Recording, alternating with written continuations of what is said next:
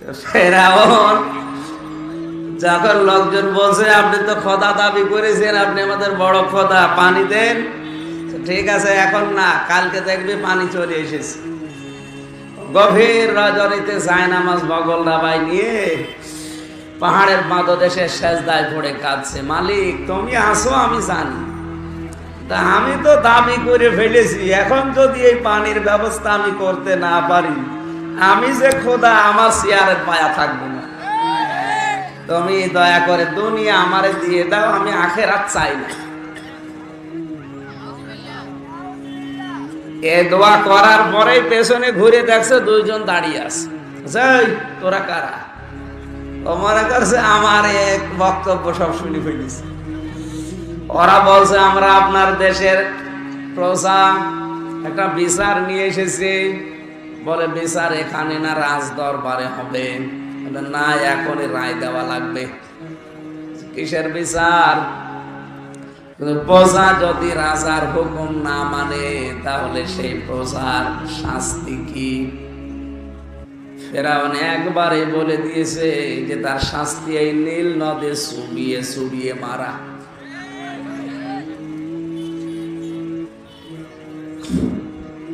ওই দুইজন বলছে আপনি রায়টা তাহলে লিখে দেন। বলছে না, লেখা লাগবে না, আমি যা বলি ওইটাই ফাইনাল।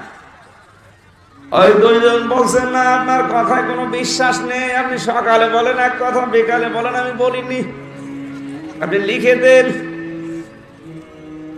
যেই বলছে না এখন লিখবো না, রাজ দরবারে যাবি তখন দুইজন বলছে দেখেন আমরা কিন্তু মরুভূমিতে দুইজন আছে আর আপনি একা, যদি আপনি বেশি কথা বলেন দুইজন মিলে আপনাকে জিন্দা দাফন করবো, কেউ টেরও পাবে না। মনে করছে তাই তো, ঠিক আছে। কাগজ কলম কোথায় পাবো? বলছে আমাদের সাথে আছে। কাগজ আর কলম নিয়ে লিখে দিয়েছে, কোন প্রজা যদি রাজার হুকুম না মানে তার প্রথম শাস্তি এই নীল নদী চুবিয়ে মারা। ইতি ফিরাউন সই করে দিয়েছে। কাগজটা হাতে নিয়ে বলছে আমাদেরকে চেনেন? বলছে না, আমি জিবরাইল আর এটা মিকাইল। আপনি যা লিখে দিলেন আপনার এই ফতোয়া কিন্তু একদিন আপনার উপরে কার্যকর হবে। প্রতিদিন নীল নদে ডুবে যাচ্ছিল, হাত্তা ইদা দারাকাহুল গারাকু ক্বালা আমানতু আন্নাহু লা ইলাহা ইল্লাল্লাযী আমানাত বিহি বানু ইসরাঈল ওয়া আনা মিনাল মুসলিমিন। হাত্তা যখন ইদা আদরাকাহুল গারাকু, যখন ফিরাউন ডুবে যাচ্ছিল তখন বলেছে আমি ঈমান আনলাম ওই আল্লাহর উপরে যার উপরে বনি ইসরাইলরা ঈমান এনেছে, আর আমি মুসলমান। এরপরও ফেরেশতারা আমার পানি খাওয়ায় কেন? আল্লাহ তখন ডাক দিলেন, আল আন, এখন আকাদ আসাইতা ক্বাবলু ওয়া কুনতা মিনাল মুফসিদিন, এর আগে তুমি বড় সন্ত্রাসী ছিলে, ফ্যাসাদকারী ছিলে, স্বৈরাচার ছিলে, তোর কারণে আমার হাজার হাজার বান্দা দুনিয়ার মুখ দেখতে পারে নাই। দুনিয়াতে আসার আগেই তাদেরকে তুই বিদায় করে দিয়েছিস, তোর কারণে আমার হাজারো বান্দা 10 বছর ঘরে থাকতে পারে নাই। এটা শুধু ওই ফেরাউনের জামানায় ছিল, এখন দুনিয়ায় এসব নেই।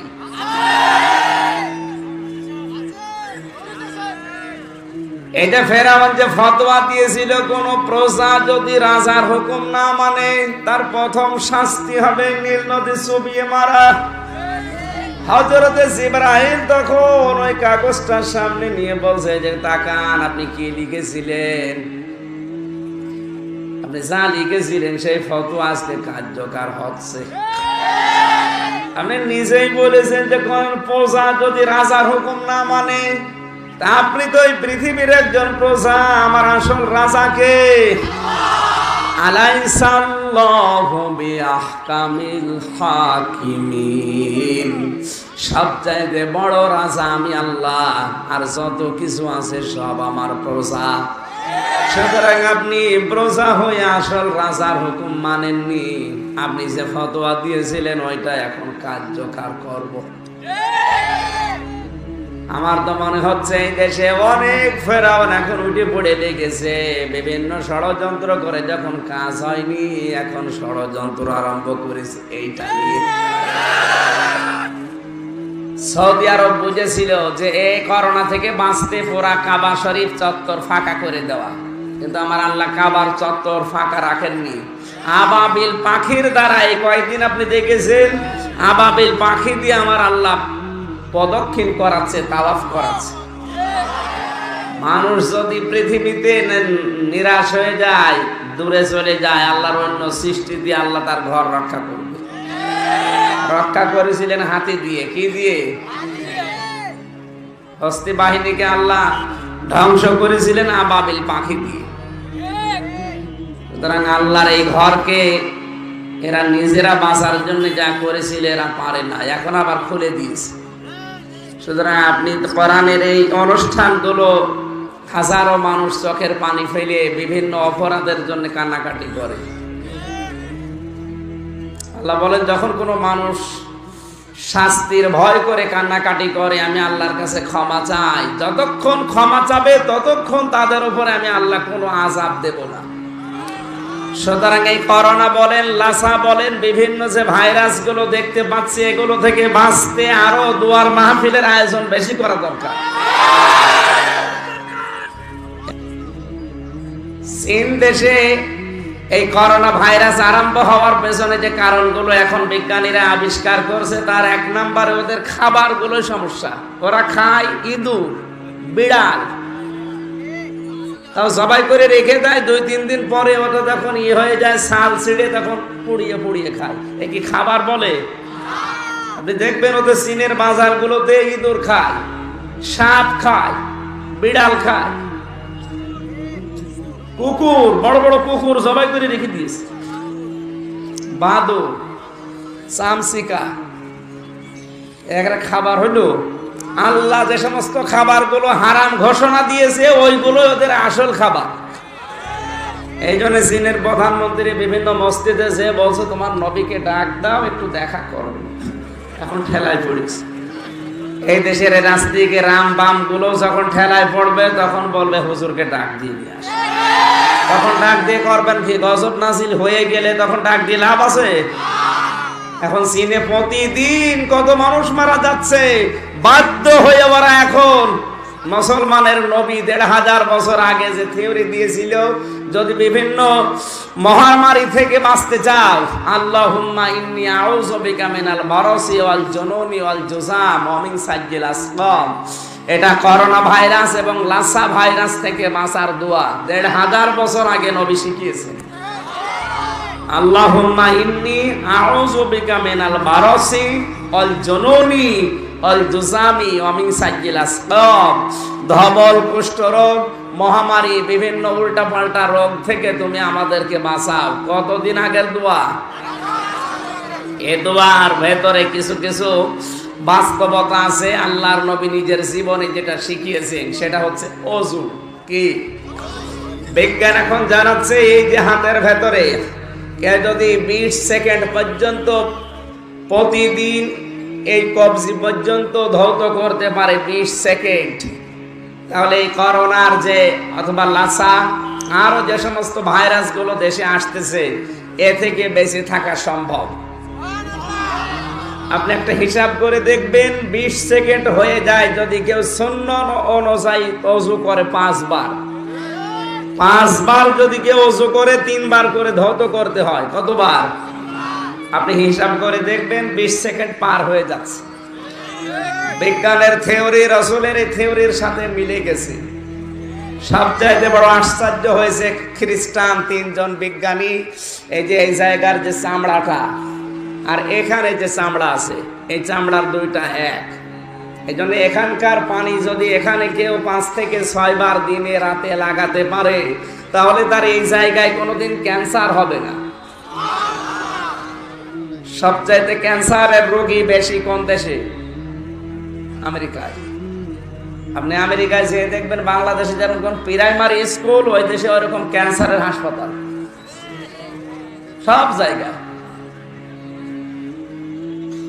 এই জায়গাটা পরিষ্কার রাখা লাগবে। বিশ্বনবী ১৫০০ বছর আগে দেখিয়েছে।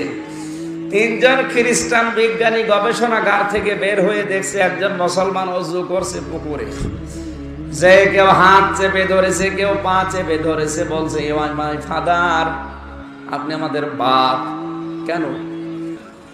আমরা ১৩ বছর আমরা এই ৩ জন বিজ্ঞানী গবেষণা করে পেলাম যে এই চামড়াটা, এই যে রগটা যদি সতেজ রাখতে হয়, যদি রোগ মুক্ত রাখতে হয়, তাহলে এইভাবে পানি লাগানো লাগে।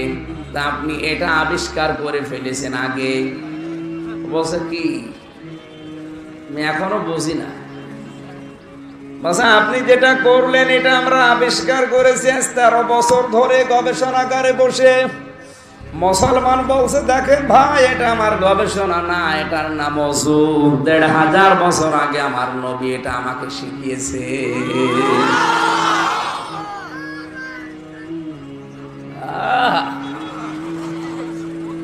নারায়ে তাকবীর, মনে হচ্ছে রওশনের স্বাদ, ওর জীবন যখন সব শেষ।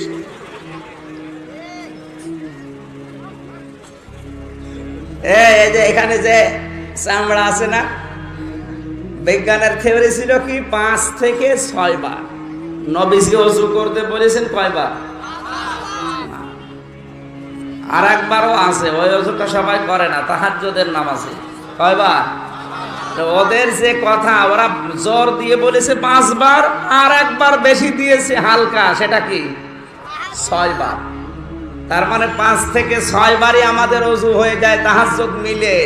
যদি কেউ এই অঙ্গ প্রত্যঙ্গ গুলো ২০ সেকেন্ডের উপরে এই ৫ বার ৬ বার ধুতে পারে, তাহলে তাকে এই বিভিন্ন রোগ থেকে আমার আল্লাহ বাঁচিয়ে দেবে। আপনারা বলেন যে আমার কথা বললে আমাদের বিরুদ্ধে চলে আসে। আপনার বিরুদ্ধে বলার জন্য তো আমি আসি না, বলতে গেলে আপনার বিরুদ্ধে চলে যায়, কারণ আপনি বিরুদ্ধের কাজগুলো করেন কেন?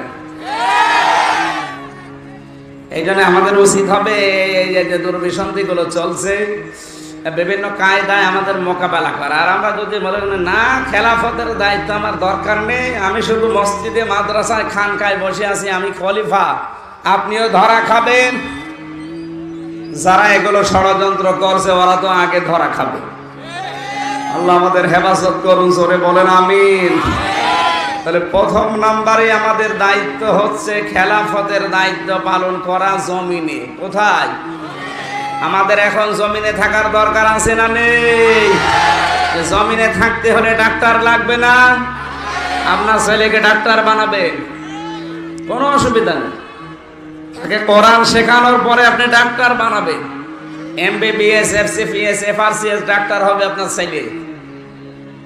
আজ বাংলাদেশের ডাক্তার গুলো যদি রাজশাহীর ডাক্তার ফাতেমা সিদ্দিকার মতো মেয়েদেরকে ডাক্তার হতো, বরিশালের ডাক্তার শাহিন জব্বারের মতো ছেলে ডাক্তার পেতাম, খুলনার ডাক্তার মতিয়ার রহমান স্যারের মতো ডাক্তার পেতাম। এরকম ডাক্তার গুলো হলে এই দেশের চিকিৎসা বিভাগ দুর্নীতি মুক্ত করা সহজ হতো। হাজারো ডাক্তারের কাছে ঔষধ কোম্পানিরা কত কিছু শুধু লাইন দিয়ে দিতেই থাকে। আপনি শাহিন জব্বারের কাছে, ফাতেমা সিদ্দিকার কাছে, মতিয়ার রহমানের কাছে যান, লাইন দেওয়া না, আপনি যে পায়ের কাছে ফেলে দিলেও নিতে চাইবে না, কারণ তাদের ভেতরে কোরআন আছে। কি আছে? এজন্য আপনাকে আহ্বান জানাচ্ছি, জমিনে যদি চাষ করতে চান, খেলাফতের দায়িত্ব পালন করতে চান, অবশ্যই অবশ্যই আপনার ছেলেকে ডাক্তার, ইঞ্জিনিয়ার, বিজ্ঞানী বানাতেই হবে। নাইতো এই জায়গাগুলো জালেমরা দখল করে আরো দুর্নীতিগ্রস্ত করে ফেলবে। আল্লাহ আমাদেরকে হেফাজত করুন, আমিন। দরুদ আর সালাম পড়ে আমরা আজকের নির্ধারিত বিষয়ে আলোচনা আরম্ভ করছি। এই মাসটার নাম কি? রজব মাস। জোরে বলেন। আজকে কয় তারিখ? 19। কত? বাংলা মাসের কয় তারিখ? 1 তারিখ। ইংরেজি মাসের আজকে 15 তারিখ। তাহলে 19 দিন পার হয়ে গেল রজব মাসে। বিশ্বনবী মোহাম্মদ রাসূলুল্লাহকে 26 তারিখের দিবাগত রাত মতান্তরে 27 তারিখে এই ধলির ধরাধাম থেকে আল্লাহ নিয়েছিলেন তার নিজের গবেষণাগারে, ল্যাবরেটরিতে। 1-2 বছর 3 বছর না, আমরা ডক্টরেট করছি, আমাদের সময় লাগে সর্বোচ্চ 5 বছর। কয় বছর? এই বাংলাদেশ সহ বিশ্বের যেখানে আপনি ডক্টরেট করেন, পিএইচডি ডিগ্রি নেন, সর্বোচ্চ সময় লাগবে 5 বছর। আর নবীকে আল্লাহ যে গবেষণাগারে বসিয়ে ডক্টরেট ডিগ্রি দিয়েছিলেন, সময় লেগেছিল 27 বছর। কত বছর? তাও আমরা পিএইচডি করতে গেলে বিভিন্ন কাজে চলে যাই, সব সময় কি পড়ি না, আমাদের বিভিন্ন কাজকর্ম আছে, সর্বোচ্চ পড়াশোনা হয় হয়তো 2-4 ঘন্টা 5 ঘন্টা। আর নবীকে আল্লাহ একাধারে তার ল্যাবরেটরিতে গবেষণাগারে 27 বছর বসিয়ে বসিয়ে হাতে কলমে আল্লাহ নিজে শিখিয়েছেন।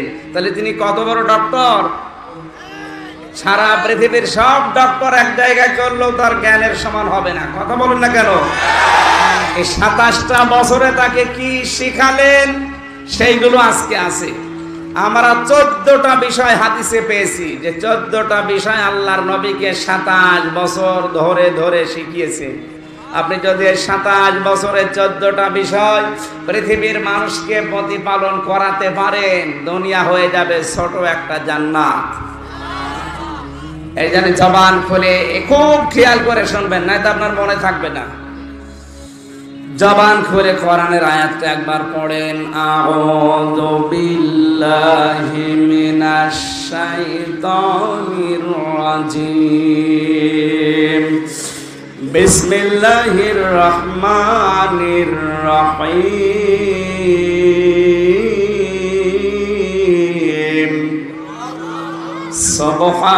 সুবহানাল্লাযী আসরা বি'আবদিহি লাইলাম মিনাল মাসজিদিল হারাম লাইলাম মিনাল মাসজিদিল হারাম ইলাল মাসজিদিল আকসাল্লাযী বারাকনা হাওলাহু লিনুরিয়াহু মিন আয়াতিনা ইন্নাহু হুয়াস সামিউল বাসীর।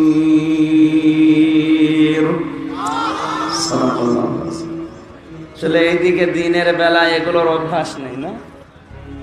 হয় দিনের বেলায় হয়, আমাদের এলাকায় হয় এগুলো রাতের বেলা। আসলে দিনের বেলা অভ্যস্ত নয় তো, এই জন্য আমারও কেমন কেমন লাগছে। আপনার শুনতেছে? সূরা বানী ইসরাইলের প্রথম আয়াতটা পড়েছি। ইসরা এবং মেরাজ দুইটা বিষয়।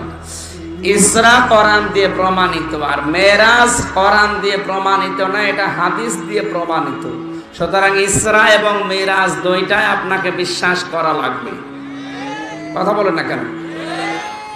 আগেকার জামানায় যারা কাফের ছিল তারা এই ইসরা বা মেরাজ বিশ্বাস করতো না তাদের সময়ের বা পথের দূরত্ব হিসাবে। আর এখনকার যারা কাফের এরা ইসরা এবং মিরাজ বিশ্বাস করে না বিজ্ঞানের থিওরি মানতে গিয়ে। আগেকার জামানায় যারা ছিল আবু সেহেল মানতো না কেন ইসরাকে? কারণ মসজিদে হারাম থেকে মসজিদে আকসা পর্যন্ত এই যে রাস্তার দূরত্ব হচ্ছে 1236 কিলোমিটার। কত? 765 মাইল। ওই জামানায় তো আর এরোপ্লেন ছিল না, হেলিকপ্টার ছিল না, রকেট ছিল, কি ছিল? সর্বোচ্চ উট। মরুভূমির জাহাজ বলা হয় কাকে?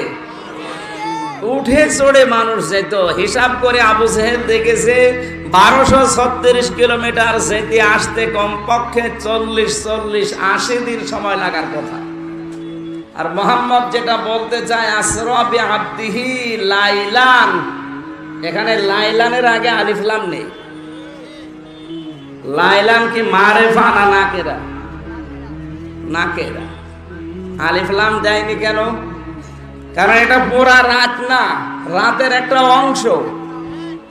রাতের একটা অংশের ভেতরে যে 80 দিনের দূরত্বের এত বড় বিশাল পথ, এরপরে আবার আসমান জমিন 7 তবক আসমান ঘুরে চলে এসেছে, এ কেমন কথা? এই জন্য আবু জেহেল মানতে পারে না রাস্তার দূরত্ব হিসাব করে। কথা বুঝতেছে? আর এখনকার জামানার যারা কাফের, এরা বিশ্বাস করে না বিজ্ঞানের থিওরি মানতে গিয়ে। বিজ্ঞানের থিওরি কি?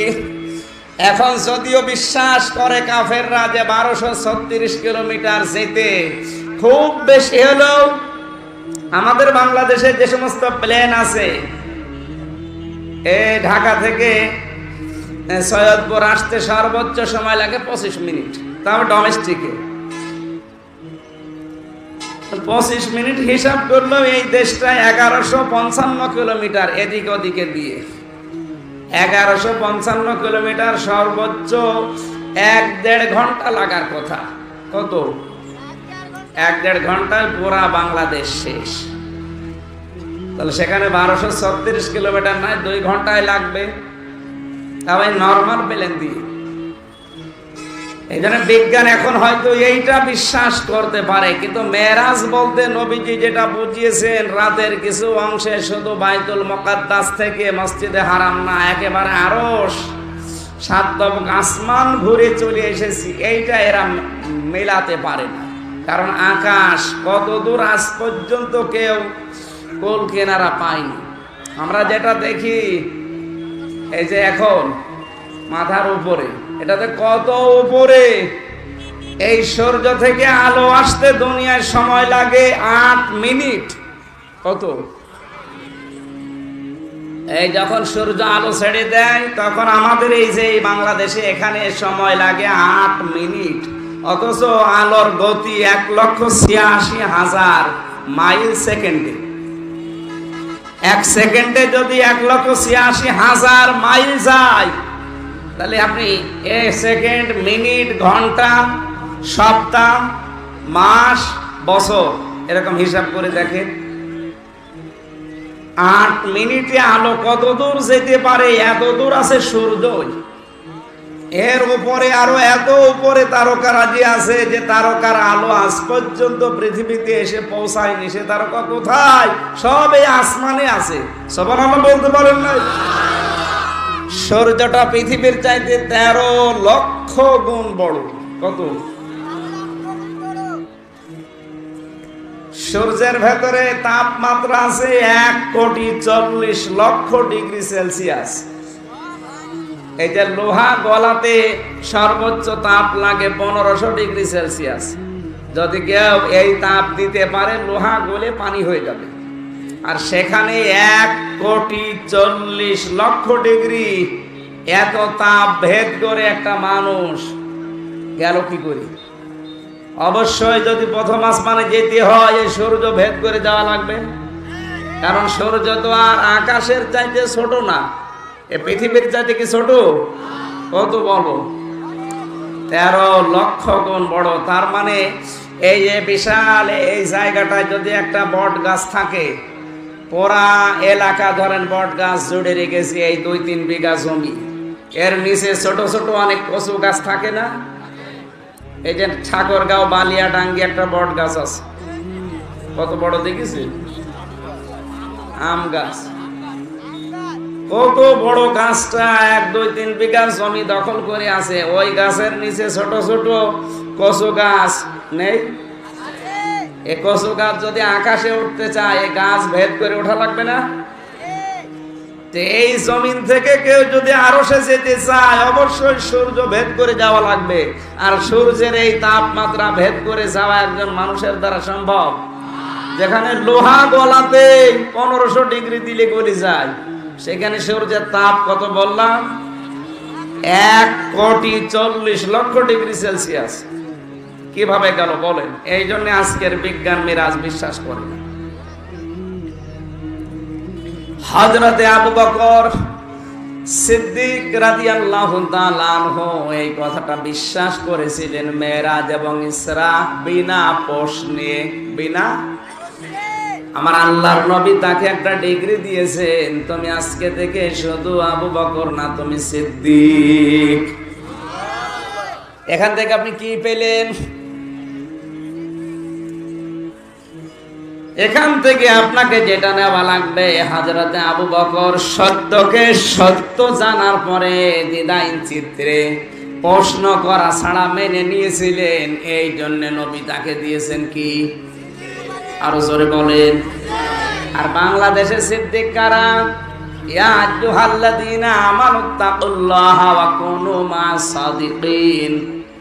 সূরা তাওবার 119 নম্বর আয়াত পড়ে অনেক পীরের মুরিদরা দলিল দেয়, আল্লাহকে ভয় করো, আল্লাহকে পাওয়ার জন্য তোমরা সত্যবাদীদের সাথে থাকো। সত্যবাদী মানে আল্লাহর ওলি পীর সাহেব। অথচ সত্যবাদী মানে কি? যারা সত্যকে সত্য জানার পরে চিন্তা ভাবনা ছাড়া মেনে নিতে পারে, প্রশ্ন করা ছাড়া, এরা সিদ্দিক। এখানে যারা আছে এরা সবাই জানে আমির হামজার বাবার কথা বলবে না, ও যা বলবে কোরআন থেকে সঠিক কথাই বলবে। এরপরেও কিছু মানুষ শোনার পরও বিশ্বাস করে না, মেনে নিতে চায় না। এই জন্যে, কারণ জানে যে আমার বাবার মুরিদ না। এই যে সত্যকে সত্য জানার পরে যারা মেনে নিতে পারে না, এরা কি সিদ্দিক না কাজ্জাব? আবু সেহেল ছিল কি? মেরাজ তার এমনি এমনি আল্লাহ ঘটনা বর্ণনা করতে গিয়ে সুবহান দেননি। শব্দের প্রথম কি? পৃথিবীর যত আশ্চর্য কাজ হোক, কোরআন আমি পড়ে কোন জায়গায় সুবহান শব্দ পাইনি। দেখবেন আপনি কোরআনের বিভিন্ন আশ্চর্য ঘটনা আছে না? হযরত ইব্রাহিম আলাইহিস সালামকে আগুনে দিয়েছিলেন, এটা কি যেমন তেমন বিষয়? তবে একদিন দুই দিন না, আগুনে তিনি ছিলেন কতদিন? 40 দিন। বিজ্ঞান এখন জানিয়েছে সর্বোচ্চ মানুষকে যদি 22 দিনের উপরে খাবার না খাইয়ে কেউ রাখতে পারে, সে মারা যাবে। 22 দিনের উপরে আর কেউ বেঁচে থাকতে পারবে না খাবার না খেয়ে। ইব্রাহিম নবী কতদিন ছিলেন? এটা কি আশ্চর্য না? কিন্তু এই ঘটনা বলতে গিয়ে আল্লাহকে সুবহান দিয়েছেন না। হযরত ইউনূস নবী মাছের পেটে ছিলেন কতদিন? অন্ধকারের ভেতরে যদি আপনি আব্দুল লতিফ ভাইকে রেখে দেন সর্বোচ্চ 3 দিন, 3 দিনের ভেতরে উনি অন্ধকার থেকে বের হয়ে আসলে চোখ খারাপ হয়ে যাবে, আর দেখতে পারবে না। বিজ্ঞান জানিয়েছে যদি দেখতে চায় আস্তে আস্তে চোখ খুলবে, দুনিয়ার আলো আগে চোখের ভেতরে প্রবেশ করবে, এরপরও দেখতে পাবে, তাছাড়া দেখতে পাবে না। ইউনূস নবী কতদিন ছিলেন? যেমন তেমন অন্ধকার না, 3টা অন্ধকার ছিল। রাতের অন্ধকার, পানির নিচের অন্ধকার, আর মাছের পেটের অন্ধকার। 3 অন্ধকারের ভেতরে 40 দিন থেকে তিনি বের হয়ে আসলেন। একে আশ্চর্য না? কিন্তু এই ঘটনা বলতে গিয়ে আল্লাহ কি সুবহান দিয়েছেন? না। এরকম পড়া কোরআনে আমি পেয়েছি 120টা ঘটনা, কোন জায়গায় সুবহান আল্লাহ বলেন, কারণ ওগুলো আল্লাহর কাছে আশ্চর্য না। কিন্তু কোরআনে সূরা বনী ইসরাইলে মেরাজের এই ঘটনা ইসরা বর্ণনা করতে গিয়ে আল্লাহ আশ্চর্য নিজেই হয়ে গেছেন। সুবহান আল্লাহ দিয়ে আল্লাহ বলেন আমি নিজে আশ্চর্য। সুবহানাল্লাহ বলতে পারেন না? অবশ্যই এর ভেতরে আশ্চর্য হওয়ার কিছু আছে।